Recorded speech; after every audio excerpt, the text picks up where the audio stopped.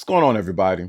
This is Lawrence D. Adams. I'm going to talk about what I post on Facebook yesterday about the Usher Alicia Keys performance at Super Bowl halftime. And I've seen that there was thousands, there was a lot of comments about it. What's interesting is I want to bring up 2 points, 2 to 3 points, and that's it. One, it was a performance. It was rehearsed and they knew what they were going to do. It's entertainment. I wish people would get that. It was just strictly entertainment. I know people in the entertainment business, they will tell you they have rehearsed certain moves and what they're going to do, and it was strictly entertainment. The second thing was they're friends. They know each other. They're actually colleagues. They're in the music industry together. And so that right there, they're just friends. The next thing, what's so important, I think a lot of people miss, is that Usher got married and Alicia Keys is married. I don't know where people missed it at. They're both married. They're both married. And I think what happens is people sometimes project. Some people, let me say this because I don't want everybody to get into their feelings, project their own insecurities on the image or the performance that they're seeing with Alicia Keys and Usher.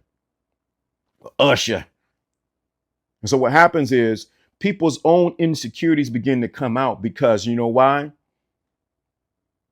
They're thinking, what would I do if I was in that situation? Would I be faithful? Would I allow my wife to do that? And you have this the other thing. It is Swiss Beats' wife.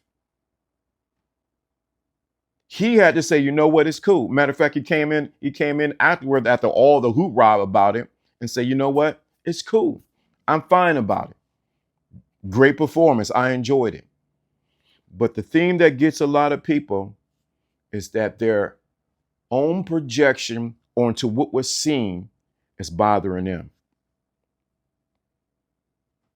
And I know some guys are saying, I've seen the comments and the shout out to everybody, my dudes, whatever,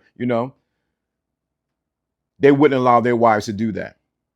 And you have every right to say, I will not allow my wife to participate in that kind of hug. That's you.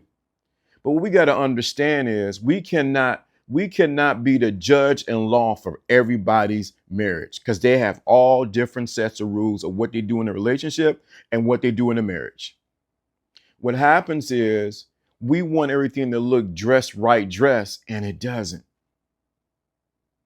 It's not going to conform to what we think it should be. I'm going to tell you, I didn't see the whole performance all the way through. I've seen enough of it that I enjoyed it. If there was something more than that, that's on them. I think the other part of it too is we're reading into Usher's songs and what he did when he was in Vegas, when he had residency there, and how he would dance with certain stars, and how Mary J. Blige didn't want to dance with him. So we thinking that this is what he does. He goes on seducing women. Now, don't leave your girl around me, that kind of thing.